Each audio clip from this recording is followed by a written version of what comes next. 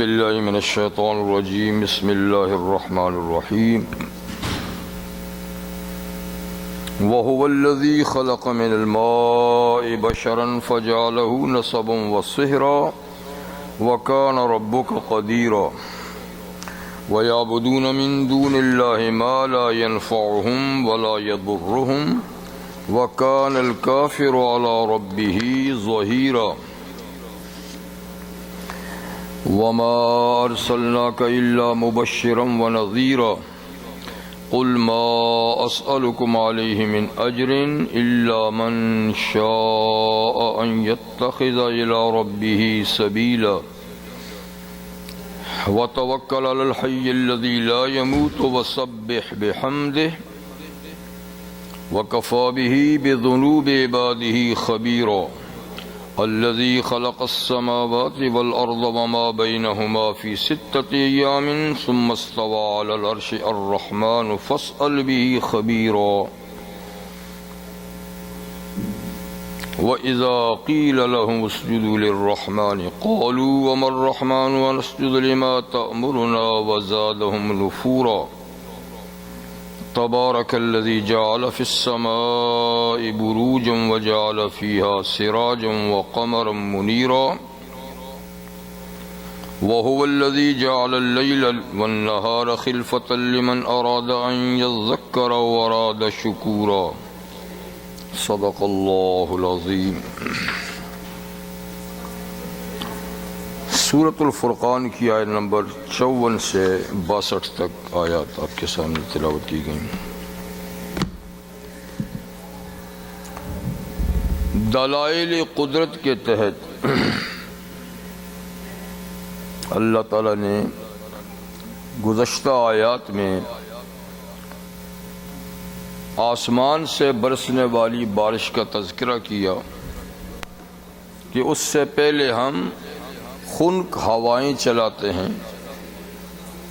باران رحمت سے پہلے پیشن گوئی کے طور پہ ہوائیں چلاتے ہیں اور پھر آسمان سے پاک کرنے والا پانی جو خود پاک اور دوسروں کو پاک کرتا ہے نازل کرتے ہیں. اس پانی سے فرمایا کہ ہم مردہ زمین کو زندہ کرتے ہیں اور بہت سے جانوروں اور انسانوں کو وہ پلاتے بھی ہیں. اور فرمایا کہ یہ عمل ہم بار بار کرتے ہیں بارش برسانے کا، بار بار، تاکہ لوگ اس کو دیکھ دیکھ کے نصیحت حاصل کریں اور اس نعمت کی قدر کریں، اس پہ شکر ادا کریں. اس لیے کہ جب نعمت کا تجدد ہو، جب نعمت نئی نئی ہوتی ہو تو شکر بھی ہوتا ہے نیا نیا. اگر نعمت ایک ہی دفعہ ہو کے بند ہو جائے تو اس کی قدر بھی بھول جاتا ہے آدمی. لیکن اگر نعمتیں بار بار ہوتی رہیں اور آدمی شکر ادا نہ کرے تو پھر بھی نعمت کی قدر کم ہو جاتی ہے، جیسے کہ نعمت نہیں ہوئی.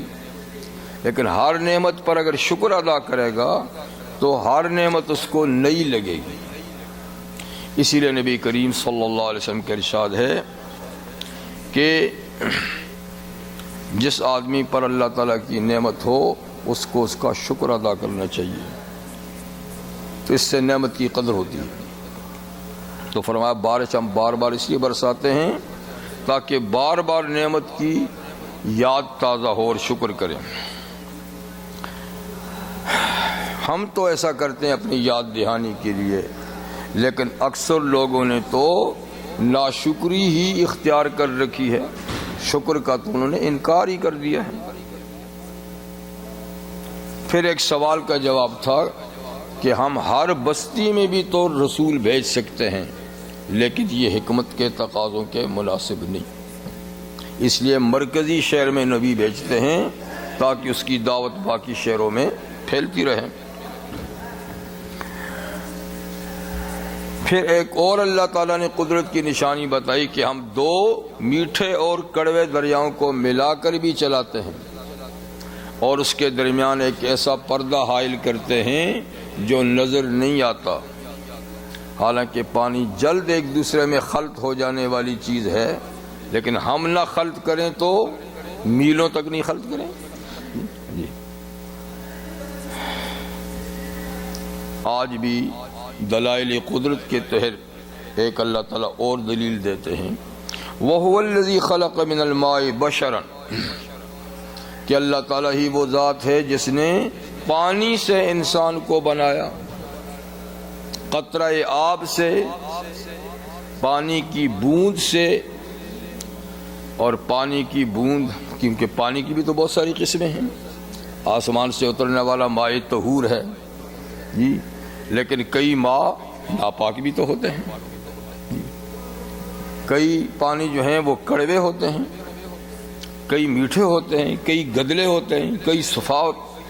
تو انسان کو جس پانی سے پیدا کیا، اس کو دوسری آیت میں کہا کہ من ماء مہین، بے قدر پانی سے بنایا جس کی کوئی قدر ہی نہیں، قابل نفرت پانی سے بنایا جو کسی جسم یا کپڑے کو لگ جائے تو دھوئے بغیر وہ پاک نہ ہو جی، دھوئے بغیر پاک نہ ہو.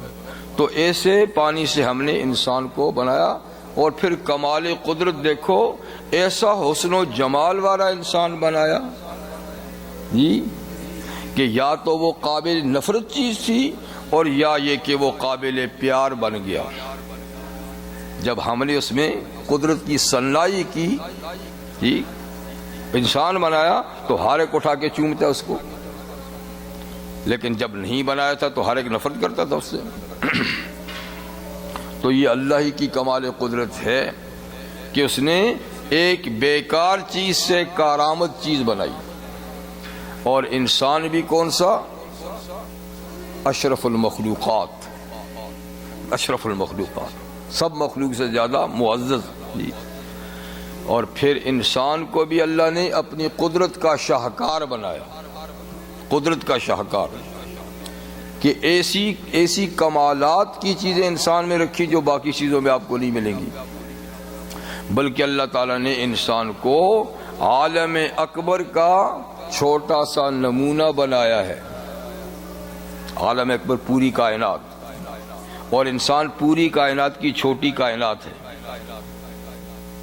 جیسے کسی بڑی سی چیز کی آپ چھوٹا سا عکس لیں نا، فوٹو لیں، تو انسان پوری کائنات کا چھوٹا سا فوٹو ہے. اسی لیے اللہ تعالیٰ نے فرمایا کہ میری معرفت کے لیے کائنات میں غور کرو. اس میں غور کرنے کا موقع نہیں تو خود کو جھانک کے دیکھو کہ تم بھی تو چھوٹی سی کائنات ہو، جو باہر ہے وہ تم میں سمٹا ہوا ہے. تو کسی نے کہا ہے، غالباً حضرت علی رضی اللہ عنہ نے کہا، یا کسی نے کہا ہے، اتحسب انک جرم صغیر، اے آدمی، اے انسان، آپ اپنے آپ کو ایک چھوٹا سا جسم سمجھتے ہو. وفیک انطوی عالم الاکبر، تجھ میں تو عالم اکبر سمٹا ہوا ہے، تجھ میں تو پورا عالم اکبر سمٹا ہوا ہے. زمین تجھ میں ہے، آسمان تجھ میں ہے، جنگل تجھ میں ہے، میدان تجھ میں ہے، پہاڑ تجھ میں ہے جی، ندی نالے تجھ میں ہے، میٹھے پانی، منہ سے آ جاؤ، میٹھا پانی تجھ میں ہے جی، کڑوا پانی تجھ میں ہے، گدلا پانی تجھ میں ہے، چشمے ہیں، پسینہ پھوٹتا ہے جیسے برسات ہوتی ہے. یعنی ہر چیز جو باہر ہے وہ تیرے اندر ہے. تو اللہ تعالیٰ نے ایک چھوٹا عالم بنایا، پر کس سے؟ من الماء، پانی سے، بے قدر سے.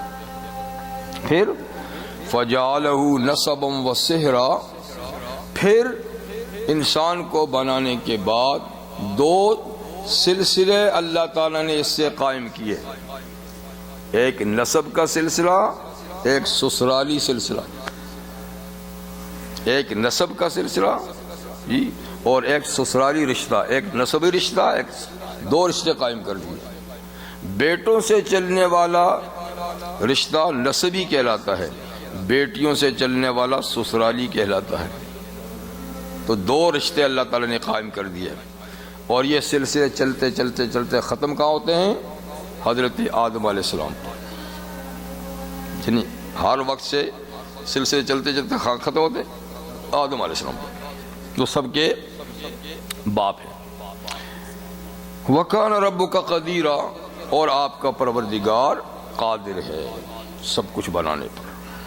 قومیں بھی انسان کی اللہ نے بنائی، خاندان بھی اللہ تعالیٰ نے بنائے، یعنی ایک باپ ایک ماں سے ایسی اتنی مخلوق اللہ نے پیدا کر دی کہ خاندان ہیں، قومیں ہیں، برادریاں ہیں، نسب ہیں، حسب ہیں، جی یہ رشتہ ہے وہ رشتہ ہے۔ اور پھر آگے اللہ تعالیٰ سورہ روم میں فرماتے ہیں کہ ہم نے تمہاری شکلیں بھی مختلف بنائی ہیں۔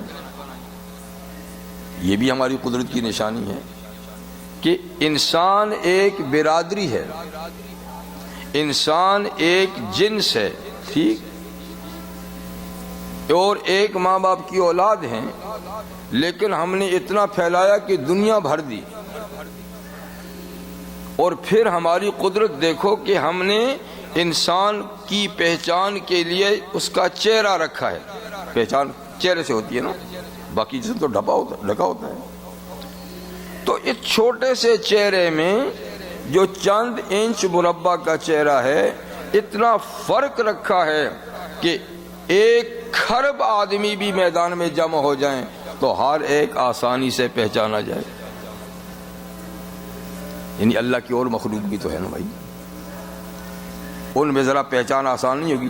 اب ایک جگہ میں بہت سارے شیر اکٹھے ہو جائیں مشکل ہو جائے گا، جی بندر اکٹھے ہو جائیں، چڑیا اکٹھی ہو جائیں، کبوتر اکٹھے ہو جائیں، اور جتنی بھی مخلوق ہے مشکل ہوگا فرق کرنا۔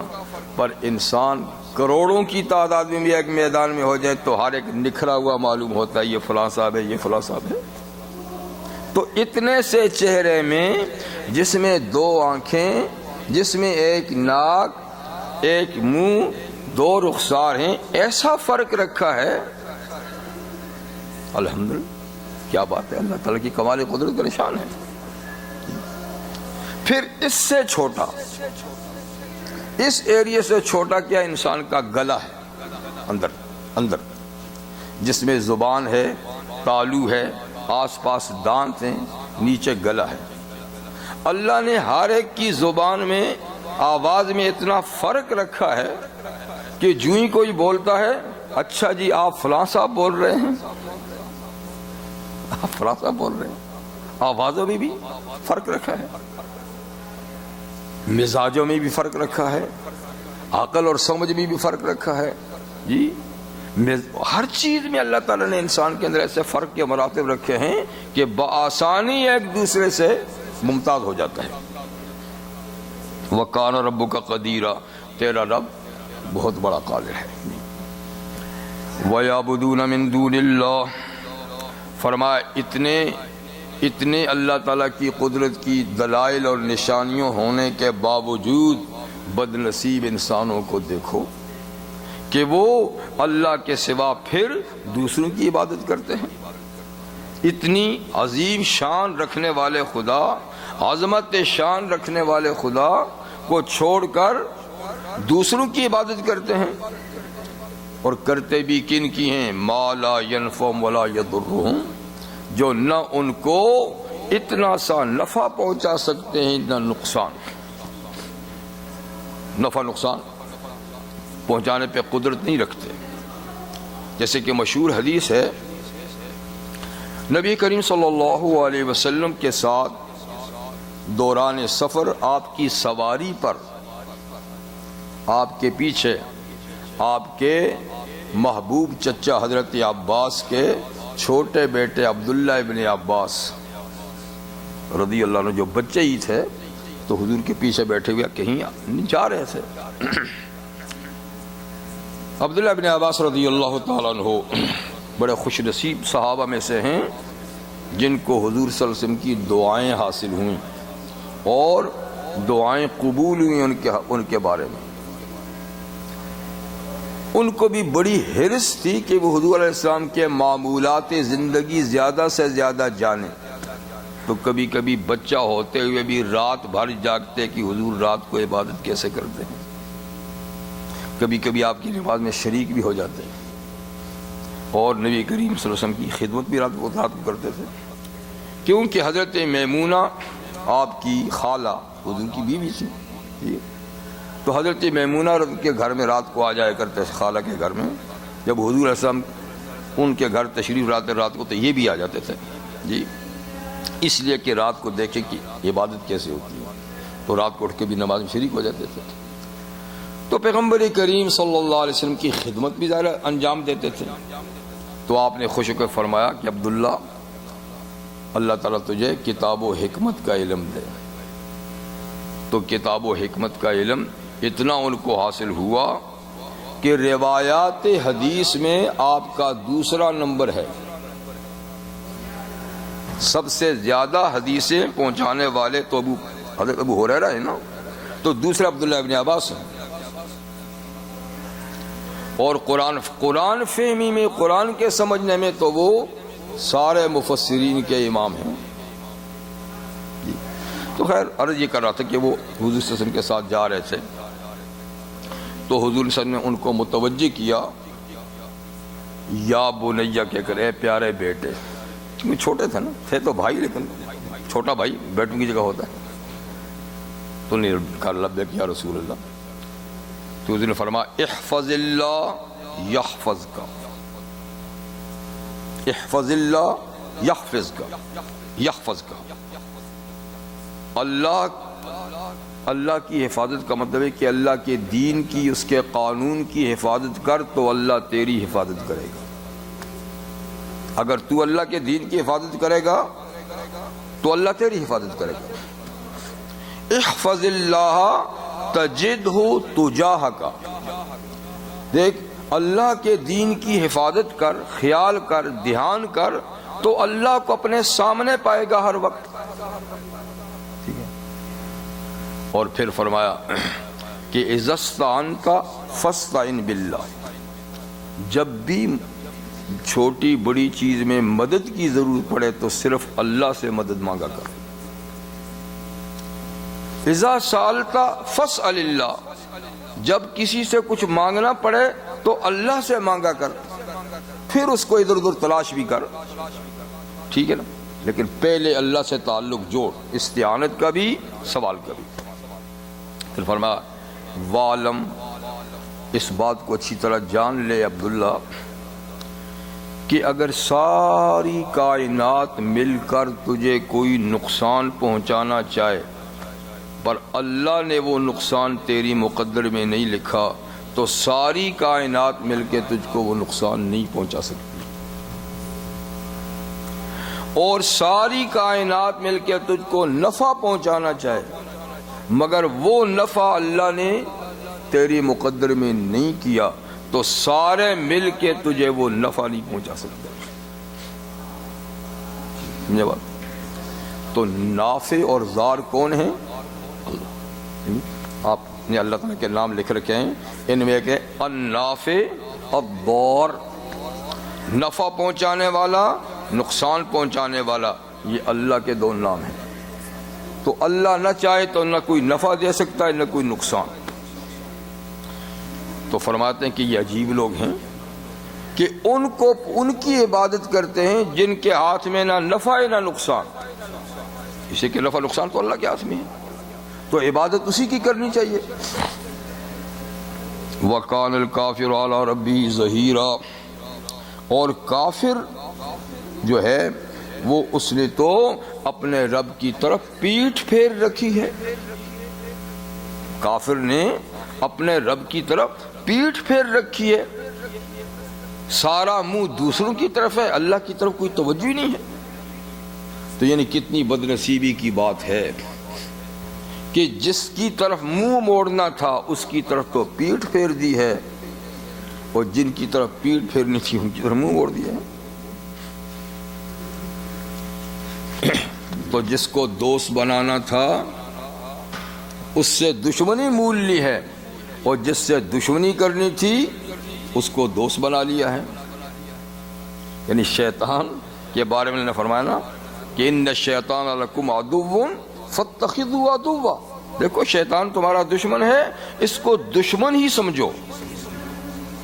لیکن شیطان سے دوستی، اوپر سے تو لفظی دشمنی ہے، لان تان بھی کریں گے لیکن کریں گے وہ جو شیطان کہتا ہے۔ اور ادھر اللہ تعالیٰ کی تعریف تو زبانی کریں گے لیکن جو اللہ کرنے کا کہتے ہیں وہ نہیں کریں گے. تو بقول دشمن عہد دوست بشکستی، بقول دشمن عہد دوست بشکستی، ببیں از کے بریدی و با کے پیوستی. کہتے دشمن کے کہنے پہ، دشمن کے کہنے سے دوست سے تعلق تو توڑ دیے، اب خود ہی سوچ کہ کس سے توڑا کس سے جوڑا، خود ہی سوچ. تو بہرحال یہ بدقسمتی کی بات ہے کہ آدمی دوست کے دشمن سے تو دوستی کر لے اور دوست کو اس کی طرف پیٹھ پھیر دے. یہی تو اللہ فرماتے ہیں. اس کے بعد اللہ تعالیٰ رسالت کے موضوع پہ ارشاد فرماتے ہیں. یہ تو توحید کا موضوع تھا، رسالت. وَمَا أَرْسَلْنَاكَ إِلَّا مُبَشِّرًا وَنَذِيرًا، اور اے محمد صلی اللہ علیہ وسلم ہم نے آپ کو نہیں بھیجا مگر خوشخبری سنانے والا اور ڈر سنانے والا. یعنی آپ کا پروگرام میں، آپ کے مشن میں، آپ کے پروگرام میں جہاں دعوت دینی ہے نا، تو دعوت کے ساتھ ساتھ دعوت کو قبول کرنے والوں کو خوشخبری بھی سنانی ہے اللہ تعالیٰ کی رحمت کی، مقام رحمت کی، جی اس کی عنایت کی، اس کی مہربانی کی. اور دعوت کو ٹھکرانے والوں کو ڈر بھی سنانا آپ کی فرائض میں سے ہے کہ اس کے نتیجے میں اللہ ناراض ہوں گے اور اس کی ناراضگی کے مقام میں ہمیشہ ہمیشہ جانا پڑ جائے گا. تو یہ صرف حضور صلی اللہ علیہ وسلم کی صفات نہیں، ہر نبی کی صفت ہے مبشر. جیسے اللہ تعالیٰ فرماتا ہے رسلا مبشرین و منذرین، ہم نے سارے رسولی مبشر اور نذیر بنا کر بھیجے. کیوں؟ لِأَلَّا يَكُونَ لِلنَّاسِ عَلَى اللَّهِ حُجَّةٌ بَعْدَ الرُّسُلِ، تاکہ رسولوں کے بھیجنے کے بعد اللہ تعالیٰ پر لوگوں کی کوئی حجت نہ رہے. او جی ہمیں تو پتہ ہی نہیں تھا آپ کن باتوں سے راضی ہوتے ہیں، کن سے ناراض ہوتے ہیں. تو یہ حجت پیش کر سکتے تھے نا قیامت کے دن. کہا رسولوں کے آنے کے بعد یہ حجت نہیں رہی، اس لیے کہ اللہ نے ان کے ذریعے سے اپنی رضا اور ناراضگی کی ساری باتیں بتا دی ہیں. جیسے کہ پیغمبر کریم صلی اللہ علیہ وسلم نے ارشاد فرمایا کہ لوگوں میں نے کوئی ایسی بات جو جنت کے قریب پہنچائے دوزخ سے دور کرے ایسی نہیں جو تمہیں بتائی نہ ہو. ہر جنت سے قریب کرنے والی بات، دوزخ سے دور کرنے والی باتیں میں تم کو بتا چکا ہوں. اب اللہ کے سامنے تمہاری کوئی حجت نہیں. اچھا قل ما اسألکم علیہ من اجر، پھر ساتھ میں یہ بھی فرما دیجئے کہ دیکھو میں اس تبلیغ دین پر، اس پیغام رسالت پر تم سے کوئی تنخواہ بھی تو نہیں لیتا کہ تم تنخواہ نہ دے سکنے کے بہانے سے کہ ہم جی ان کی بات اسی نہیں سوچتے، جی ان کی فیس ادا نہیں کر سکتے اس لیے ہم ان کی بات نہیں سنتے. کہ فیس کا مطالبہ نہیں، اجرت تنخواہ کا، مزدوری کا مطالبہ تم سے نہیں کرتا. میں تو جس کا کام کرتا ہوں مزدوری بھی وہی دے گا. اور یہی دنیا کا اصول ہے، آپ جس کا کام کریں گے تنخواہ اسی سے لیں گے، وہی دے گا. تو کام چونکہ اللہ کا ہے تو مزدوری بھی اس کے ذمہ ہے. ان اجریہ الا علی اللہ، جی یعنی میرا اجر، میرا ثواب، میرا بدلہ، میری مزدوری، میری تنخواہ اللہ کے ذمہ ہے. اور یہ بات صرف رسول اللہ صلی اللہ علیہ وسلم نے نہیں فرمائی، ہر نبی نے امت کو یہی بات سمجھائی ہے کہ ہم تم سے اس کام کی فیس طلب نہیں کرتے، ہم تو فری میں یہ خدمت تمہاری انجام دیتے ہیں اور تمہاری خیر خواہی، تمہاری بھلائی کی بات تمہیں بتاتے ہیں، تو پھر بھی تم ہماری بات نہیں سنتے. یعنی ہم بے لوث ہیں، ہم کوئی تم سے امید نہیں رکھتے کسی چیز کی، پھر بھی نہیں سنتے. تو اب کوئی کسی کو کام کی بات بتائے اور وہ بھی مفت میں بتائے، بے لوث بتائے، اور کوئی پھر بھی نہ سنے تو اس کی کم بختی ہے، اس کی بد نصیبی ہے. تو کہہ دیجئے میں نہیں مانگتا تم سے اس پر من اجرن کوئی مزدوری، کوئی تنخواہ، الا من شاء ان یتخذ الی ربی سبیلا، سوائے اس کے کہ میرا ایک ہی مقصد ہے کہ جو چاہے میرے بتائے ہوئے رستے کو اپنا کر اپنے رب کی طرف اپنا رستہ ٹھیک کر لے۔ بس میرا تو یہ مقصد ہے کہ لوگ غلط رستہ چھوڑ کر سیدھے رستے پہ لگ جائیں، میرا مطلب تو یہ ہے۔ ایک اور آیہ کریمہ میں سورہ زخرف میں یا سورہ شورى میں کہ ما سلکم علیہ من اجر الا المودۃ فی القربى، الا المودۃ فی القربى، کہ میں تم سے اس تبلیغ دین پر کوئی اجرت نہیں مانگتا، الا المودۃ فی القربى، مگر اتنی بات کا خیال رکھو قرابت اور رشتہ داری کا لحاظ تو کرو کہ میں تمہارا خاندان کا آدمی ہوں، کم از کم ستاؤ تو نہیں نا، نہیں سنتے تو نہ سنو، نہیں مانتے تو نہ مانو، لیکن کم از کم ستاؤ تو نہیں نا، خاندان کا خیال تو رکھو کہ تمہارے خاندان اور کنبے کا آدمی ہوں۔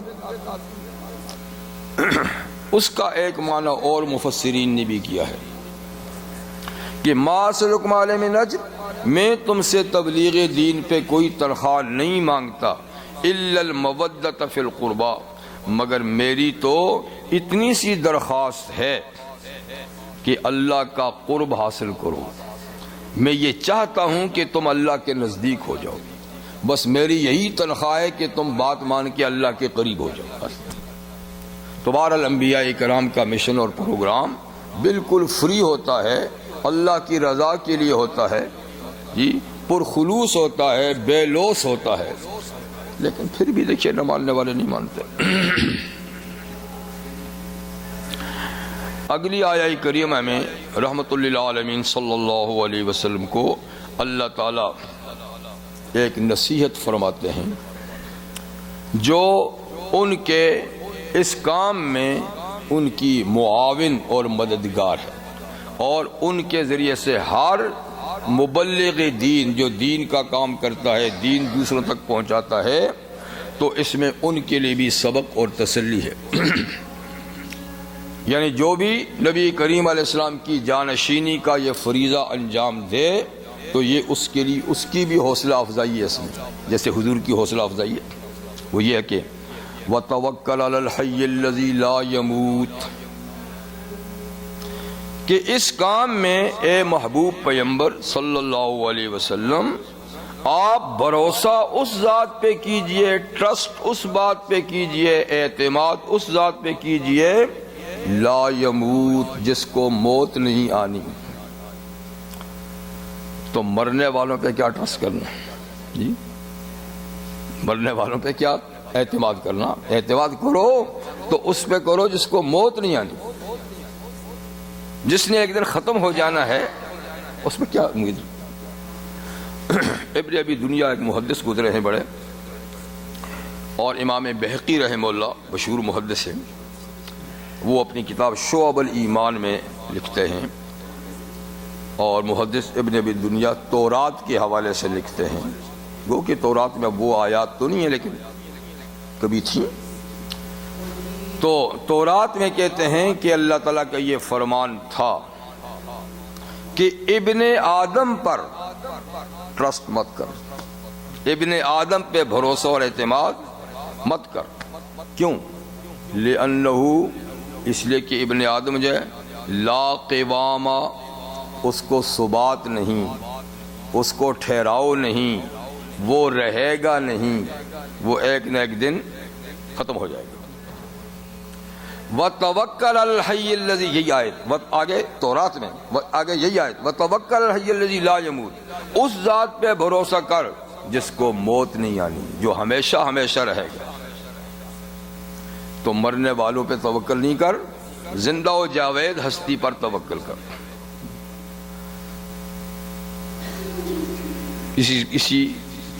اسی سے ہم معنی کے دیجئے، ہم لفظ تو نہیں، ہم معنی کے دیجئے، عشق با مردہ نہ پائد نہ باید پائیدار، عشق با مردہ نہ باید پائیدار، عشق با حی و با قیوم دار. کہتے ہیں مرنے والوں سے عشق جو ہے نا وہ پائیدار نہیں ہوتا. مرنے والوں سے عشق پائیدار نہیں ہوتا. عشق اس ذات سے رکھ جو حی اور قیوم ہے، جو ہمیشہ سے زندہ ہے، ہمیشہ زندہ رہے گا، اور جو خود سے قائم ہے اور سب کو قائم رکھنے والا ہے. عشق اس سے رکھ. تو یہاں بھی یہ کہ توکل اس پہ کر جو ہمیشہ ہے، جو ہمیشہ نہیں اس پہ کیا توکل ہے. اور توکل ہے کیا؟ توکل ہے کیا؟ یعنی جائز اسباب جو اللہ نے بنائے ہیں ان کو اختیار کر، ان کو استعمال میں لا، لیکن نظر اسباب پہ مت رکھ، اسباب بنانے والے پہ رکھ. اس لیے کہ اسباب میں بھی تاثیر وہی پیدا کرتا ہے. ٹھیک ہے نا؟ اگر کسی وقت وہ اسباب سے تاثیر نکال دے تو اسباب پڑے رہیں گے، کام نہیں ہوگا. اور کبھی کبھی وہ بلا اسباب بھی کام کر دیتا ہے، بظاہر کوئی سبب نہیں ہوتا. یہ کیسا ہوگا؟ اچانک کام ہو جاتا ہے. اس لیے کہ اتھارٹی تو اسی کے پاس ہے، اسباب تو ایک ذریعہ ہے. جیسے ہم دیکھتے ہیں کہ آگ میں اللہ تعالیٰ نے دو چیزیں رکھی ہیں. ایک جہاں آگ روشن ہوتی ہے تو آس پاس روشن ہو جاتا ہے، روشنی. اور دوسری یہ کہ وہ جلاتی بھی ہے، آگ جلاتی بھی ہے. ٹھیک ہے نا؟ تو یہ دو چیزوں کا سبب ہے آگ. دو چیزوں کا سبب ہے آگ، لیکن یہ سبب ہے. اس میں روشنی بھی اللہ نے رکھی ہے اور جلانے کی قوت بھی اللہ نے رکھی ہے، جو مسبب الاسباب ہے. اگر اللہ نہ چاہے آگ جلتی ہو اور آس پاس روشن نہ ہو، اللہ تعالیٰ نہ چاہے آگ جلتی ہو اور نہ جلائے. ٹھیک ہے نا؟ کسی وقت وہ چاہے اس میں سے تاثیر نکال دے. تاثیر تو اسی نے ڈالی ہے نا، خود تو نہیں ہے تاثیر. جیسے حضرت خلیل اللہ کے لیے تاثیر ہٹا دی تھی کہ روشنی کی تاثیر رہے، جلانے کی نہ رہے. یا نار کونی بردن و سلاما علی ابراہیم، اے آگ یعنی تجھ میں جلانے کی صفت میں نے رکھی ہے، اب میرا حکم ہے کہ یہ صفت نہ رہے، لہذا تو جلتی رہے، تیرے شعلے بھڑکتے رہیں، لیکن میرے ابراہیم پر ٹھنڈی بن جا. اور اتنی ٹھنڈی بھی نہیں کہ سردی لگنے لگے، سلاما سلامتی والی ٹھنڈی، یعنی جلانا نہیں، پرسکون. اب آگ بھڑک رہی ہے، کوئلے سرخ ہو رہے ہیں، چنگاریاں اڑ رہی ہیں، اور ابراہیم علیہ السلام بیچ میں بیٹھے ہیں مزے سے، اور کہتے ہیں جتنا سکون اس زمانے میں ملا اتنا کبھی زندگی میں نہیں ملا، اتنا کبھی زندگی میں نہیں ملا. تو دیکھا نا، اب سبب تو ہے پر اللہ کا حکم نہیں تو سبب کام نہیں دے رہا، نہیں دے رہا. تو اسی طریقے سے اب دریا کا کام کیا ہے؟ ڈوبونا اور بہانا. لیکن اللہ حکم دے دے کہ نہیں فلاں کو نہیں ڈوبونا تو پانی بہتا ہوگا، وہ کھڑا ہوگا. جیسے کہ جنگ قادسیہ میں جب صحابہ کرام عراق فتح کرنے کے لیے گئے اور دریائے دجلہ عبور کرنا پڑا تو پل نہیں تھے، کشتیاں ان کے پاس نہیں تھیں، اب کیسے پار جائیں؟ ایسے ہی بحرین کو جب عبور کرنا پڑا، اب دیکھا کوئی صورت نہیں ہے، نہ کوئی کشتی ہے نہ کوئی پل ہے، تو دونوں جگہ صحابہ کمان فوج کے جو کمانڈر تھے انہوں نے کہا میاں دیکھو تم کس لیے آئے ہو پتہ ہے؟ اللہ کے دین کی خاطر آئے ہو، اس کے پیغام پہنچانے کی خاطر آئے ہو، ان کے دشمنوں سے نمٹنے کے لیے آئے ہو نا، اور تو کوئی غرض نہیں ہے نا. تو پھر پانی بھی اللہ کا، ہم بھی اللہ کے. جی چلو اپنے گھوڑے ڈالو اس میں، اسی دریا میں گھوڑے ڈالو. آپ یوں گھوڑا ڈال کے دیکھیں، یوں جا کے دیکھیں، یہ ایمان کی قوت ہے، توکل علی اللہ ہے، اس کو کہتا بھروسہ، کہ اب سبب تو ہے، ایسا ہے کہ وہ ڈبوئے گا، ٹھیک ہے نا؟ گھوڑا نہیں چل سکتا، آدمی نہیں چل سکتا پانی میں، کشتی جا سکتی ہے یا پل سے جا سکتے ہو، لیکن ایمان اتنا مضبوط ہے، اعتماد اللہ کی ذات پر اتنا ہے کہ وہ سمجھتے ہیں کہ کائنات تو اللہ کے کنٹرول میں ہے، وہ جس وقت جس سبب سے چاہیں اثر کو نکال دے۔ جب ہم اسی کے مشن کے لیے جا رہے ہیں تو ہم اس کے بندے ہیں، اس کا کام ہے، ہمارا ذاتی کام تو نہیں ہے۔ دریا بھی اس کا، ہم بھی اس کے، چلو ڈالو، دیکھتے ہیں۔ دریا میں جو ڈالے تو نیچے سے دریا اٹھ کے اوپر آ گیا، سطح نیچے کی زمین کی سطح اٹھ کے اوپر آ گئی، اتنی اوپر آ گئی کہ گھوڑے اوپر یعنی مٹی پہ جانے لگ گئے، پانی تھوڑا تھوڑا رہ گیا، مٹی سامنے آ گئی نیچے سے، دریا پار ہو گئے، مٹی پھر نیچے بیٹھ گئی، دریا پھر اسی طریقے سے ہو گیا، بحرین میں بھی ہو گیا، فرات میں بھی ہو گیا، دجلہ میں بھی ہو گیا، یہ بات ہے۔ تو یہی سبق سکھایا جاتا ہے کہ ہر وقت تم سبب کے پیچھے مت پڑو، مسبب الاسباب پہ نظر رکھو۔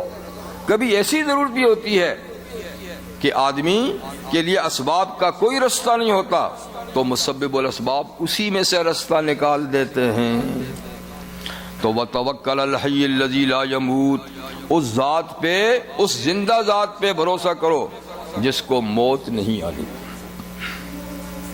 وسبح بحمدہ، اور اسی کی تسبیح بیان کرو، سبحان اللہ و بحمدی، سبحان اللہ العظیم، سبحان اللہ بحمدی، کثرت سے، یعنی اللہ تعالیٰ کی حمد کے ساتھ تسبیح۔ سبح بحمد،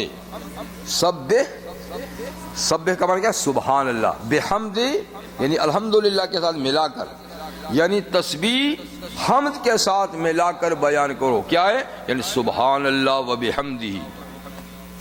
اور یہ وہ مبارک کلمے ہیں دونوں کہ امام بخاری رحمہ اللہ نے اپنی کتاب کی بالکل آخری حدیث اسی پہ لگی، آخری حدیث۔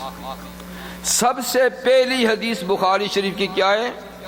انما الاعمال بالنیات، کہ اعمال کا دار و مدار نیت پر ہے، نیت کھری ہے، اخلاص پورا ہے جی، تو اتنا سا عمل بھی اتنا سارا ہے۔ نیت میں کھوٹ ہے تو بڑا سارا عمل بھی کچھ نہیں۔ تو اللہ تعالیٰ کے ہاں اعمال کا دار و مدار قبولیت کا، ٹھیک ہے نا، اعمال میں وزن کا، اعمال میں وزن پیدا ہوتا ہے خلوص سے، ریا سے نکل جاتا ہے۔ ریا سے عمل کریں گے تو اس کی مثال ہے جیسے کہ غبارہ، کتنا بڑا پھولا ہوتا ہے، اندر کچھ بھی نہیں۔ تو ریا کا عمل غبارے کی طرح ہے، اور خلوص کا عمل فولاد کی طرح۔ فولاد کا اتنا سے بھی ٹکڑا ہوگا نا، کتنا وزنی ہوگا۔ تو عمل میں وزن پیدا ہوتا ہے خلوص سے، اور عمل میں قبولیت کی شان پیدا ہوتی ہے نیک نیتی سے، نیک نیتی سے۔ انما الاعمال بالنیات۔ پھر چونکہ ساری کتاب عمل کے بارے میں ہے، اس کے بعد ایمانیات ہیں، پھر اعمال ہیں، پھر وہ ساری کتاب بخاری شریف، تو آخر میں پھر ایسے مختصر سے دو عمل ذکر کیے جو یوں تو بہت مختصر ہیں لیکن وزن بہت بڑا ہے۔ اور کیا فرمایا کہ کلمتان حبیبتان الی الرحمن ثقیلتان فی المیزان، جی، خفیفتان علی اللسان، کہ دو کلمے ہیں جو اللہ کو بہت پیارے ہیں، حبیبتان الی الرحمن، جی، اور ثقیلتان فی المیزان، جب اعمال ترازو میں تلیں گے تو ان کا وزن بہت بڑا نکلے گا، اور پڑھنے میں زبان پہ بہت ہلکے پھلکے، کوئی تکلیف ہی نہیں ہوتی، چلتے پھرتے بغیر وضو کے بھی پڑھے، نہ ٹائم کی پابندی نہ وضو کی پابندی۔ کیا ہیں؟ سبحان اللہ و بحمدہ سبحان اللہ العظیم، سبحان اللہ و بحمدہ. اور فرمایا کہ یہ ملائکہ کی تسبیح ہے. ملائکہ کے بارے میں قرآن مجید میں ہے کہ یسبحون بحمدہ و یسبحون بحمد ربہم، کہ فرشتے اللہ کی تسبیح بیان کرتے ہیں اس کی حمد کے ساتھ ملا کر. تو حمد کے ساتھ تسبیح ہے سبحان اللہ و بحمدہ. تو یہاں میں فرمایا سبح بحمد، اے نبی صلی اللہ علیہ وسلم آپ اپنے رب کی حمد کے ساتھ تسبیح ملا کر بیان کریں. سبح بحمد، جی تو بڑے مبارک کلمات ہیں، ان کو خوب پڑھیں، ان کی کوئی لمٹ نہیں، خوب پڑھا کریں. اس کے علاوہ سبحان اللہ، الحمدللہ، لا الہ الا اللہ، اللہ اکبر، یہ 4 کلمے بھی ایسے پاکیزہ، اتنے مقدس، اتنے محبوب ہیں کہ محبوب کبریا صلی اللہ علیہ وسلم فرماتے ہیں کہ یہ 4 کلمے مجھے ہر اس چیز سے زیادہ محبوب ہیں جن پہ سورج نکلتا ہے. تو اس ساری دنیا پہ تو سورج نکلتا ہے نا، ساری دنیا پہ. تو مگر ساری دنیا ایک طرف، یہ 4 کلمے ایک طرف، یعنی یہ 4 کلمے ساری دنیا مجھے مل جائے تو اتنی محبوب نہیں جتنے یہ 4 کلمے پڑھ لوں تو زیادہ محبوب ہیں. تو دیکھا کتنا آسان ذکر ہے یہ بھی. اور حضور صلی اللہ علیہ وسلم فجر کی نماز حضرت جویریہ رضی اللہ عنہ ام المومنین کے گھر سے فجر کی نماز کے لیے تشریف لے گئے. تو وہ گھر میں مصلی ڈال کے نماز پڑھ رہی تھی. جب حضور صلی اللہ علیہ وسلم فجر کی نماز پڑھ کے وہاں بیٹھے، پھر اشراق وغیرہ پڑھ کر جب واپس آئے تو دیکھا حضرت جویریہ پھر مصلی پہ بیٹھی. تو آپ نے پوچھا تم فجر کی نماز سے یہیں بیٹھی ہوئی ہو؟ کہا جی ہاں، میں فجر کی نماز سے یہیں بیٹھی ہوئی تسبیحات پڑھ رہی ہوں، تسبیح و تحلیل پڑھ رہی ہوں. تو آپ نے فرمایا دیکھ، میں آپ کے پاس سے گیا، فجر کی نماز پڑھی اور وہاں بیٹھا، پھر اشراق پڑھی اور آیا. اس عرصے میں نے صرف 4 کلمے کہے ہیں، 4 کلمے.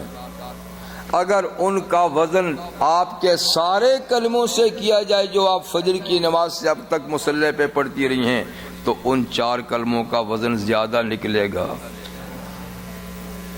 تو بات کلمے کی ہے نا بھائی، تسبیح کہا وہ پھر کون سے کلمے جو آپ نے صرف 4 کلمے کہے اور میری اس وقت سے گھنٹے 2 گھنٹے کی تسبیحات کے مقابلے میں زیادہ وزنی ہیں؟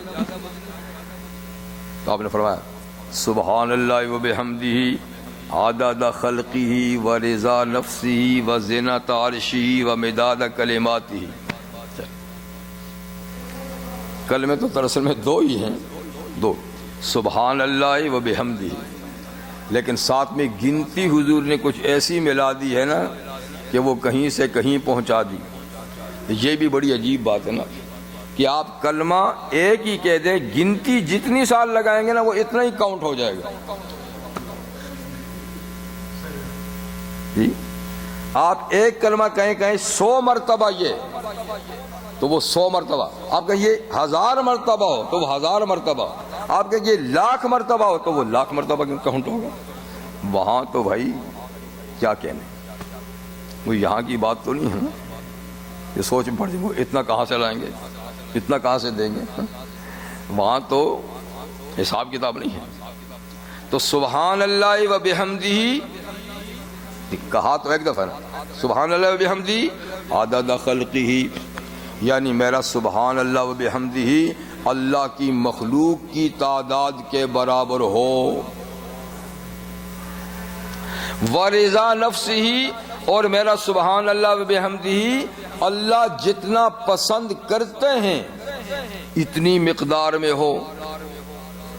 تو کیا اللہ کی پسند کی کوئی انتہا ہے؟ اللہ کی مخلوق کی بھی کوئی ہمیں انتہا میں معلوم ہے؟ وزنت عرشہ، اور سبحان اللہ و بحمدہ اللہ کے عرش کے وزن کے برابر ہو. تو اعظم تو تو عرش تو اعظم المخلوقات ہے، ساری مخلوق میں سب سے بڑا عرش ہے، اس کا وزن کتنا ہوگا؟ وَمِدَادَ كَلِمَاتِهِ، اور سبحان اللہ بحمدہ اللہ کے کلمات کی برابر ہو، جتنی اللہ کی باتیں ہیں تو اللہ کی باتوں کی بھی کوئی حد نہیں۔ تو مطلب یہ ہے کہ سبحان اللہ بحمدہ لا محدود تعداد میں ہو، لا محدود تعداد میں ہو۔ سمجھے بات؟ تو بات آسان، بات تو ہمارے لیے بڑی آسان کر دی گئی ہے، لیکن ہم پھر بھی نکمے لوگ ہیں، بہت نکمے۔ وَكَفَى بِي بِذُنُوبِ عِبَادِي خَبِيرًا، اور کافی ہے اللہ تعالیٰ اپنے بندوں کے گناہ کے لیے باخبر۔ اللہ کو کسی اور سے خبر لینے کی ضرورت نہیں کہ میرے بندوں نے کیا کیا گناہ کیے ہیں، اللہ اپنے بندوں کے گناہوں سے خود باخبر کافی ہے۔ لیکن اس کے باوجود اور بھی بھئی انتظامات کیے ہوئے ہیں اللہ تعالیٰ نے، فرشتوں کے ذریعے سے لکھوایا بھی جاتا ہے، اعضاء سے شہادتیں بھی لی جائیں گی، زمین سے شہادت لی جائے گی، درختوں سے شہادتیں لی جائیں گی، اور آس پاس کے اڑوس پڑوس کے لوگوں سے شہادتیں لی جائیں گی، لیکن اللہ کسی سے شہادت نہ لے نہ لکھے تو بھی خود اللہ کا علم اس سلسلے میں کافی ہے۔ الذی خلق السماوات والارض، اب پھر اپنی پہچان کراتے ہیں بار بار، وہی اللہ جس نے آسمانوں اور زمین کو پیدا کیا، وما بینہما، اور زمین و آسمان کی بیچ کی کل کائنات کو پیدا کیا، کتنے عرصے میں پیدا کیا؟ فی ستۃ ایام، صرف 6 دنوں میں، یعنی ساری کائنات بنا ڈالی صرف 6 دنوں میں۔ یہی قرآن کہتا ہے، یہی بائبل بھی کہتی ہے، تورات میں بھی یہی ہے کہ اللہ تعالیٰ نے زمین آسمان 6 دن میں پیدا کیے۔ لیکن وہاں یاروں نے تھوڑی سی بیچ میں، وہ تو ملاتے رہتے نا ساتھ میں، اچار چٹنی ساتھ، کچھ نکالا کچھ ڈالا کچھ، تو انہوں نے ساتھ میں لکھ دیا ثم استراح، 6 دنوں میں تو بنایا، لیکن پھر ساتویں دن انہوں نے آرام کیا، ساتویں دن کہتے ہیں آرام کیا۔ اسی کہتے ہیں سیٹرڈے ہم بھی آرام کرتے ہیں چھٹی کے، تو سیٹرڈے میں چونکہ نہیں بنایا نا کچھ، باقی 6 دنوں میں بنایا، تو انہوں نے اپنی عبادت کے لیے وہی دن منتخب کیا کہ کہتے اس دن اللہ تعالیٰ نے معاذ اللہ ثم معاذ اللہ، نقل کفر نہیں ہے، یہ تو کلمہ کفر کا ہے، آرام وہ کرے جو تھکے، آرام وہ کرے جو تھکے۔ تو اللہ تعالیٰ سورہ قاف میں فرمائے وما مسنا من لغوب، ہم نے 6 دنوں میں زمین آسمان بنائی، وما مسنا من لغوب، ہمیں ذرا بھی تھکاوٹ نہیں لگی، ہمیں ذرا بھی تھکاوٹ نہیں لگی۔ وہ کہتا نہیں، پھر لیٹ گئے اور آرام کیا۔ تو بہرحال یہ کلمہ کفر کا ہے جو انہوں نے لکھا۔ تو 6 دنوں میں بار کائنات بنے، یہ بائبل بھی کہتی ہے، قرآن بھی کہتا ہے۔ ہاں جی، قرآن پاک کا بیان جو ہے یہ زیادہ مکمل ہے، بائبل کا زیادہ کیا ہے ہی مکمل ہے۔ ابھی دیکھ رہے ہو کہنے وہ بینہما، آسمان اور زمین کے درمیان، ان کے مطابق کچھ بھی نہیں۔ چلیے ان کی کیا باتیں ہیں، اگر کچھ ہوگا بھی تو انہوں نے نکال دیا ہوگا۔ تو 6 دنوں کا بال ذکر ہے، اور یہ کہ اس نے پھر آگے انہوں نے وہ لفظ لگا دیا۔ تو ثم استوى علی العرش، پھر اللہ نے عرش پر استوا کیا۔ عرش پر استوا یہ ہے متشابہات میں سے، ٹھیک ہے نا، یعنی جن کا لفظی معنی کا تو ہمیں پتہ ہے، لیکن کیفیت کا پتہ نہیں، حقیقت کا پتہ نہیں کہ اللہ کی استوا کیسی ہوتی ہے۔ استوا کا معنی تو ہوتا ہے نا ٹھیک ہو جانا، تو ہمارا استوا تو ہوتا ہے نا کرسی پہ ٹھیک بیٹھ گیا، چارپائی پہ ٹھیک بیٹھ گیا، کارپٹ پہ ٹھیک بیٹھ گیا، یہ استوا ہو گیا۔ اللہ عرش پر کیسے مستوی ہوئے اس کی کیفیت کا پتہ نہیں، اس کو ہم اپنے استوا پہ قیاس نہیں کر سکتے، ٹھیک ہے، اس لیے کہ اللہ تعالیٰ جسم اور جسم سے متعلقہ چیزوں سے پاک ہیں. بیٹھنا، لیٹنا، کھڑا ہونا، چلنا پھرنا، یہ جسم والی مخلوق کی صفات ہے. اللہ چونکہ جسم سے پاک ہیں اس لیے ان کے بارے میں ان چیزوں کا ہمیں حقیقت میں پتہ نہیں ہے. اس لیے مفسرین نے لکھا ہے کما یلیق بشانہ، اللہ عرش پر مستوی ہوئے کما یلیق بشانی، جیسے اللہ کی شان سے مناسب ہے. اب اللہ کی شان کے ساتھ کیسا استوا مناسب ہے یہ اللہ ہی جان سکتے ہیں، ہم تو نہیں جان سکتے. تو متشابہات دیکھیں نا، قرآن حکیم کی آیات دو طرح کی ہیں. منہم محکمات، بعض محکمات ہیں، بعض متشابہات ہیں. محکمات ہن یہ ہے ام اور اصل کتاب، یعنی جس پہ عمل کا دار و مدار ہے، جس کا معنی بالکل واضح ہے. اور متشابہات جس کا معنی واضح نہیں یا سرے سے اس کا معنی معلوم ہی نہیں. متشابہات دو ہیں، جن کا معنی سرے سے معلوم نہیں جیسے حروف مقطعات ہیں، اور جن کا لفظی معنی تو معلوم ہے لیکن معنی مراد معلوم نہیں. وہ یہی ہیں جیسے کہ استواء علی العرش. امام مالک رحمہ اللہ سے پوچھا گیا اللہ تعالیٰ کے استواء علی العرش کے بارے میں، تو آپ نے فرمایا الاستواء معلوم، کہ اللہ تعالیٰ کا عرش پر مستوی ہونا تو آیت سے معلوم ہے کہ استواء علی العرش ہوا. والکیفیت مجہول، لیکن استواء کیسے ہے اس کی کیفیت معلوم نہیں، کیفیت معلوم نہیں. وہ اللہ کی شان کے ساتھ جیسے مناسب ہوگا سو ہوا ہوگا. اور پھر فرماتے ہیں والسوال عنہ بدعۃ، اس بارے میں سوال کرنا اور پوچھنا بدعت ہے. یہ سوال ہی مت کرو کہ اللہ کیسے مستوی ہوئے، بس جیسے اس کی شان کے ساتھ ہوا.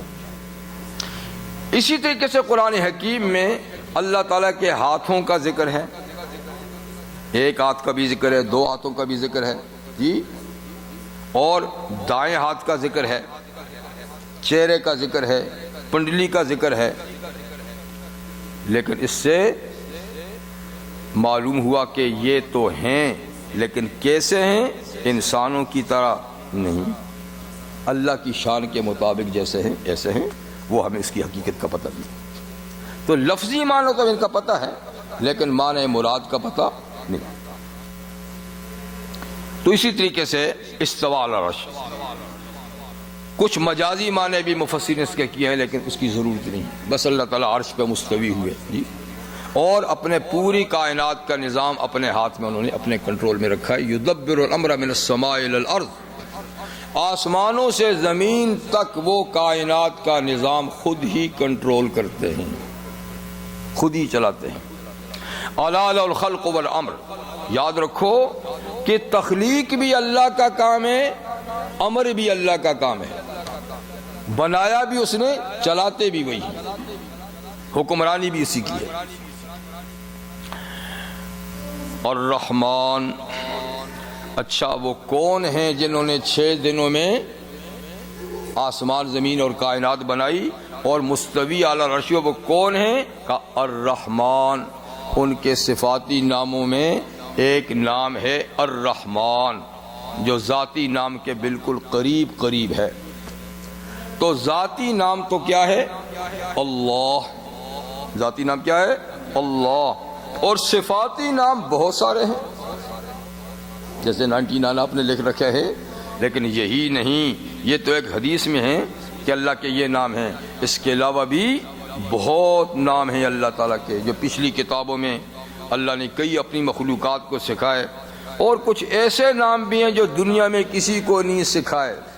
جب آپ جنت میں جائیں گے انشاءاللہ وہاں سیکھ پائیں گے اور وہاں ان ناموں سے اللہ کو یاد کریں گے. تو اللہ تعالیٰ کے بہرحال بے حد شؤون ہیں، صفات ہیں. تو ان میں ذاتی نام کے قریب قریب ہے رحمان. تو بعض نام اللہ کی ذات کے ساتھ بالکل کلوز ہیں، اتنے ذاتی نام کے ساتھ کہ وہ نام مجازی معنی میں بھی آپ دوسرے پہ نہیں بول سکتے. لیکن بعض نام ایسے ہیں جو مجازی طور پہ دوسروں پہ بول سکتے ہیں. جیسے رحیم آپ دوسروں کو کہہ سکتے ہیں، لیکن رحمان کسی کو نہیں کہہ سکتے، عبد الرحمان، لیکن بدقسمتی سے کہتے ہیں لوگ رحمان صاحب۔ قیوم نہیں کہہ سکتے، یہ بھی خاص ناموں میں سے جی۔ بعض نام اضافت سے بول سکتے ہیں دوسروں پر، جیسے رب، لیکن صرف رب کسی کو نہیں کہہ سکتے۔ رب البیت گھر والا، رب المال مال والا، اس طرح اضافت سے کہہ سکتے ہیں، لیکن خالی رب مجازن بھی نہیں کہہ سکتے۔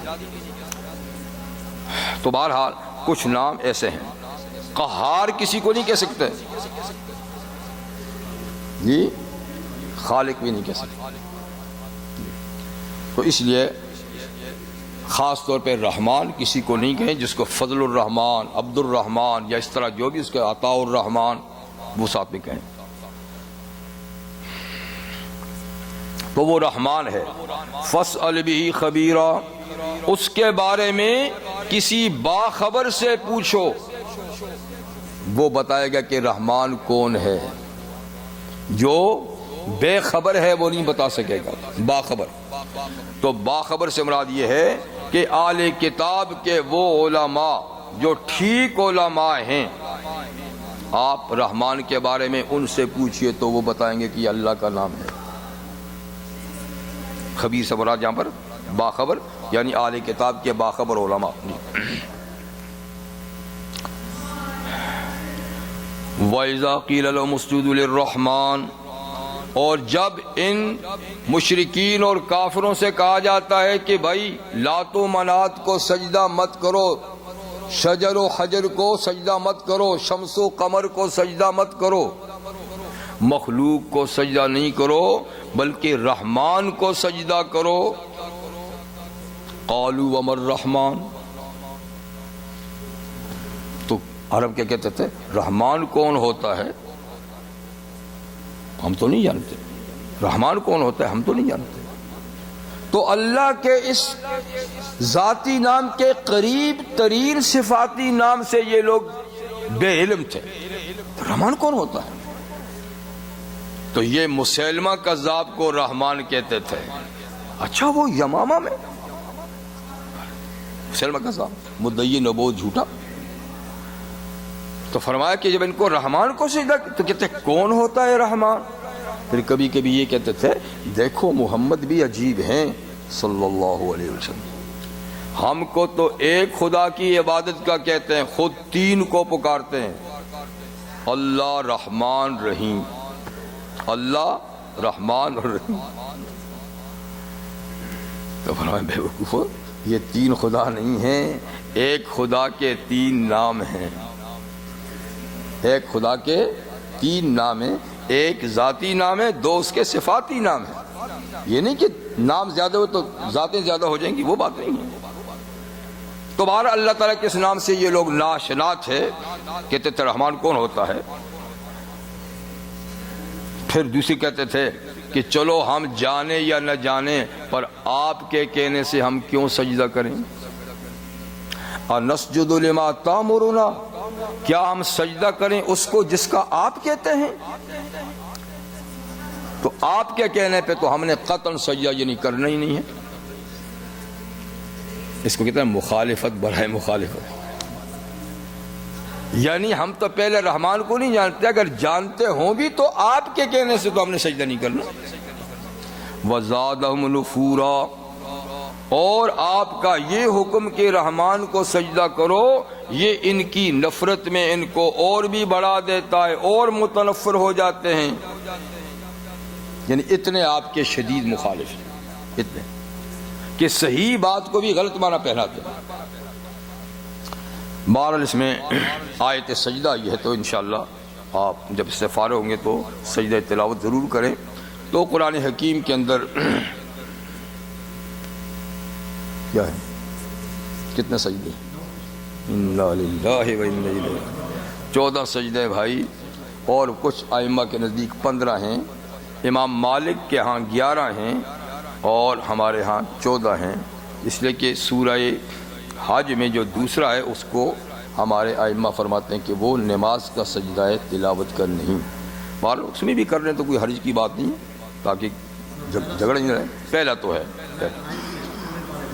ہاں 9ویں پارے سے شروع ہوتا ہے اور 30ویں پارے میں 2 ہیں، ٹھیک ہے، اور 19ویں پارے میں بھی یہ ایک ہے، اور اس کے بعد دوسری صورت میں بھی ایک اور آئے گا، باقی بعض میں ایک ہے بعض میں نہیں بھی ہیں۔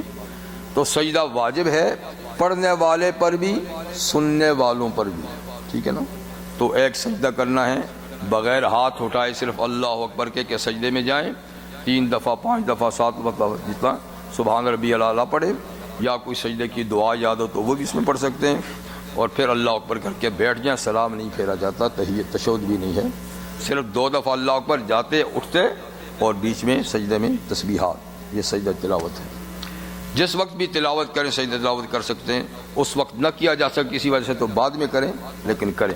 3 وقت ایسے ہیں شب و روز میں کہ جس میں سجدہ جائز نہیں: جب سورج نکل رہا ہو، جب سورج بالکل سر پہ ہو اور سایہ پاؤں پہ پڑ رہا ہو، جب سورج ڈوب رہا ہو، تو باقی سب اوقات میں سجدہ تلاوت کیا جا سکتا ہے۔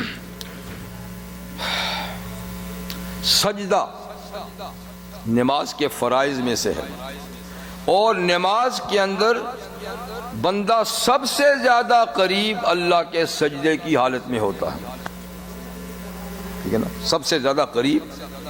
ایسے تو نماز میں اللہ کے قریب ہوتا ہے، لیکن سب سے زیادہ پھر قریب ہوتا ہے جب سجدہ کرتا ہے۔ تو اس لیے یہ نماز کے فرائض میں بھی اہم ترین درجہ رکھتا ہے۔ یہی وجہ ہے کہ سب سے زیادہ اللہ کی عظمت اور بندے کی تواضع سجدے میں حاضر ہوتی ہے۔ جب سر سجدہ میں رکھتا ہے تو سب سے زیادہ بندے کی تواضع ہوتی ہے اور اللہ کی عظمت ہوتی ہے۔ اسی لیے اللہ تعالیٰ نے سجدے نماز میں ہر رکعت میں 2 رکھے ہیں، اور باقی فرائض ہر رکعت میں ایک ایک ہے، قیام ایک، قرات ایک، رکوع ایک، مگر سجدے 2، کیونکہ زیادہ قرب کا ذریعہ ہے، ٹھیک ہے نا۔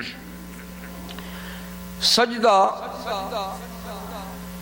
ایک عبادت کا ہے، یہ کبھی کسی شریعت میں بھی اللہ کے سوا کسی کے لیے جائز نہیں رہا۔ عبادت کا سجدہ ہمیشہ ہر شریعت میں اللہ کا رہا ہے، لیکن ایک سجدہ ہوتا تھا سلامی کا، تعظیم کا، تو یہ پچھلی شریعتوں میں جائز ہوتا تھا، ٹھیک ہے نا، کسی بڑی شخصیت کے لیے، معزز شخصیت کے سامنے تعظیم کے لیے سجدہ کرنا، جھک جانا، جیسے کہ حضرت یوسف علیہ السلام کو ان کے ماں باپ اور ان کے بھائیوں نے سجدہ کیا اس طریقے سے۔ لیکن ہماری اس شریعت میں تعظیم کا سجدہ بھی حرام ہے کسی غیر اللہ کے لیے، کسی بھی مخلوق کے لیے نہ تعظیم کا سجدہ جائز ہے، عبادت کو تو جائز ہے ہی نہیں، تعظیم کا بھی کسی کے لیے جائز نہیں ہے، ٹھیک ہے نا۔ اچھا،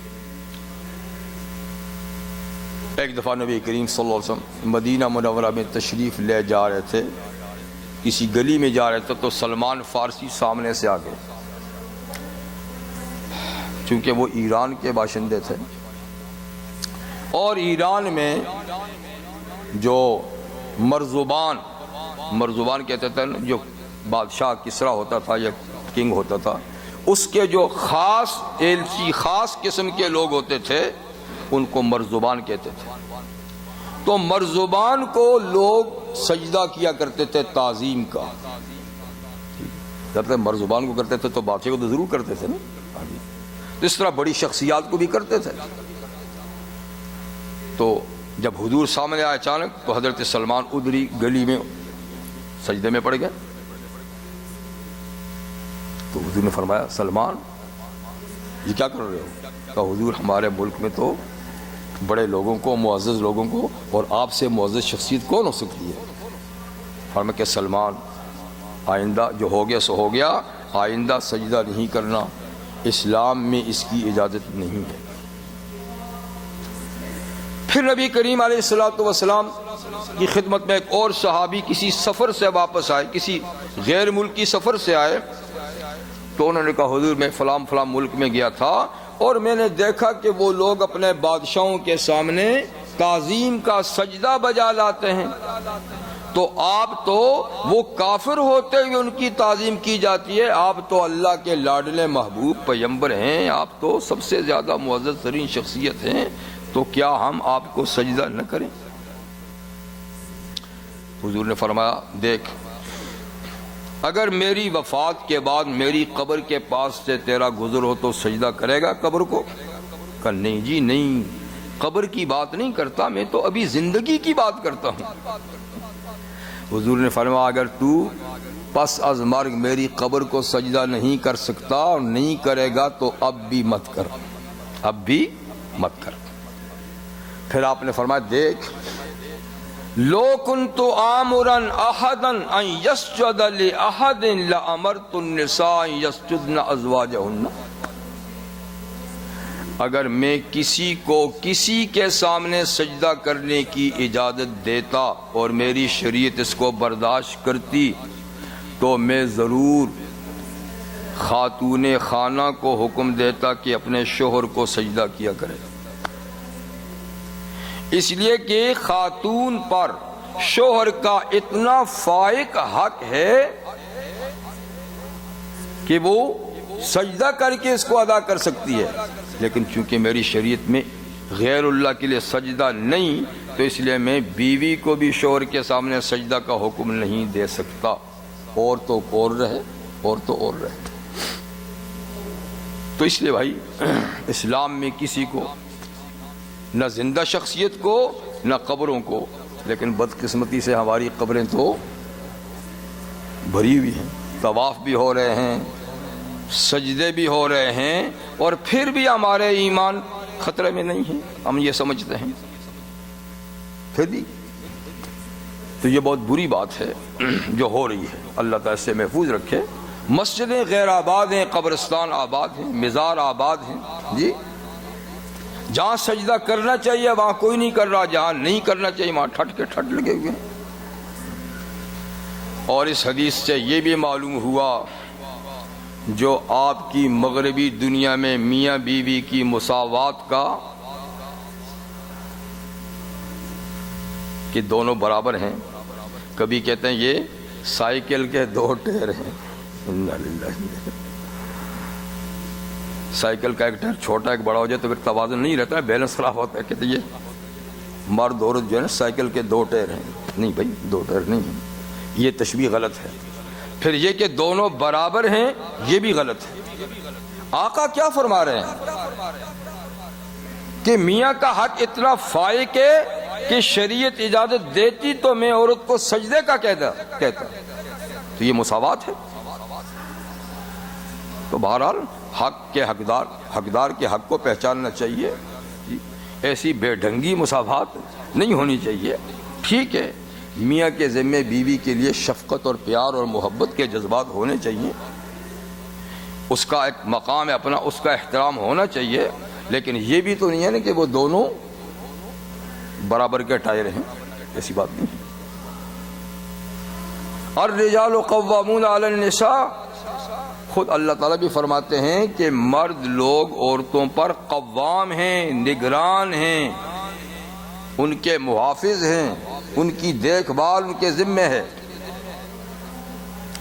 تو پھر برابر کیسے ہوئے؟ لیکن یہاں کا تو حال یہ ہے کہ بیلنس کبھی برابر نہیں رکھا۔ کبھی ان لوگوں کا حال یہ تھا کہ اس بیچاری کو انسان بھی نہیں سمجھتے تھے کہ اس میں روح بھی ہے یا نہیں ہے۔ یہ بھی مسئلہ کسی زمانے میں تھا کہ خاتون میں روح بھی ہے یا نہیں ہے۔ تو کبھی یہ حال، اور اب کبھی یہ ہے کہ برابر، اور کبھی کہیں گے کہ فرسٹ لیڈی فرسٹ۔ چلو تو بہرحال اپنے مقام پہ رہنا یہ سب سے اچھی بات ہے۔ عزت احترام نے جتنا اسلام نے دیا اتنا کوئی نہیں دے سکتا۔ آپ اس کو فرسٹ میں ڈال دیں یا اس کو سیکنڈ میں ڈال دیں یا اس کو برابر میں رکھیں، جو اسلام نے دیا بات وہی ہے، باقی جو ہے یہ سب غلط ہے۔ اسلام نے 3 مقام دیے ہیں، ماں، بیٹی، بہن۔ ٹھیک ہے نا. ماں ہے تو الجنت تحت اقدام الامہات. یاد رکھو جنت ماں کے قدموں کے نیچے ہے. اب اس سے بڑا مقام کیا ہو سکتا ہے؟ اس سے بڑا مقام کیا ہو سکتا ہے؟ یعنی ماں کے سامنے جب تک تم اتنے پست نہ ہو جاؤ گے جیسے اس کے قدموں کے نیچے زمین پست ہے، تو جنت کی خواہش مت رکھو. اتنی پستی اختیار کرو. اور فرمایا کہ رضا الرب فی رضا الاب. اللہ کی رضا چاہتے ہو تو باپ کو خوش رکھو. ماں باپ جنت کے گیٹ ہیں. اب اس سے زیادہ کیا ہو سکتا ہے؟ بیٹی ہے تو فرمایا شفقت کا ہاتھ رکھو. فرمایا کہ جس کے گھر میں بیٹی پیدا ہو جائے پھر اس کو زندہ دفن بھی نہ کرے عربوں کے رواج کے مطابق جی، اور اس کو بیٹے کو اس پر فوقیت بھی نہ دے، ترجیح بھی نہ دے. بیٹے کے ساتھ ترجیح سلوک نہ کرے، بیٹی بیٹے کے ساتھ برابر سلوک کرے. اور بیٹی کو ہلکی نظر سے بھی نہ دیکھے تو وہ جنت میں جائے گا. یہ بیٹی کا مقام ہے. کیا کوئی دے سکتا ہے یہ؟ اور بہن ہے تو فرمایا تم سے بڑی ہے تو ماں کا درجہ ہے، تم سے چھوٹی ہے تو بیٹی کا درجہ ہے. بڑی بہن ہے تو ماں کو ماں کی طرح سمجھو، چھوٹی کو بیٹی کی طرح سمجھو. اب اس سے زیادہ کیا ہو سکتا ہے؟ اور بیوی ہے تو آقا فرماتے ہیں صلی اللہ علیہ وسلم حبب الی من ثلاث، میرے دل میں 3 چیزوں کی محبت ڈال دی گئی ہے. ڈال دی گئی ہے، میں نے نہیں ڈالی، ڈال دی گئی ہے. ٹھیک ہے؟ کیا؟ النساء، بیویاں، یعنی بیویوں کی، اپنی بیویوں کی محبت، میری بیویوں کی محبت میرے دل میں اللہ کی طرف سے ڈال دی گئی ہے. اور دوسری چیز خوشبو، جو مجھے پسند ہے تو اس کی پسندیدگی اللہ کی طرف سے ڈال دی گئی ہے. تیسری قرۃ عینی فی الصلاۃ، میری آنکھوں کی ٹھنڈک نماز میں ہے. نماز پڑھتا ہوں تو سکون ملتا ہے، آنکھیں ٹھنڈی ہوتی ہیں. تو گویا نماز کی محبت، بیوی کی محبت، خوشبو کی محبت حضور فرماتے ہیں کہ میرے دل میں ڈال دی گئی ہے. تو جس چیز کی محبت حضور کے دل میں ڈال دی گئی وہ کیا پست ہوگی؟ وہ تو بہت بلند ہے. تو دیکھیے بیوی کا مقام بھی کتنا بلند ہو گیا کہ حضور صلی اللہ علیہ وسلم کی محبوبات میں سے ایک ہے. اب اس سے بڑھ کے کیا ہو سکتا ہے؟ اب فضول حرکتیں کوئی کرے تو کرتا رہے، لیکن اسلام نے جو مقام دیا دنیا کی کوئی ملت اور مذہب یہ مقام نہیں دے سکتا. تو خیر یہاں حضور نے فرمایا کہ بہرحال اتنے عالی مقام ہونے کے باوجود بھی مرد کا مقام بیوی کے سامنے اتنا بلند ہے کہ سجدے کی اجازت ہوتی تو میں اس کو اجازت دیتا، لیکن اجازت نہیں ہے اس لیے نہیں دی جاتی. تو یہ تھا، بعد میں آپ سجدہ کر لیجئے گا. اب اگلی آیت کے لیے میرا ہر ٹائم نہیں ہے. ہاں ہو جائے گا تھوڑا سا، نہیں کہ کیا تو ابھی تو 17 ہے نا. تو چلیے پھر تھوڑا سا سانس لے لیں، میں وضو کر لیتا ہوں.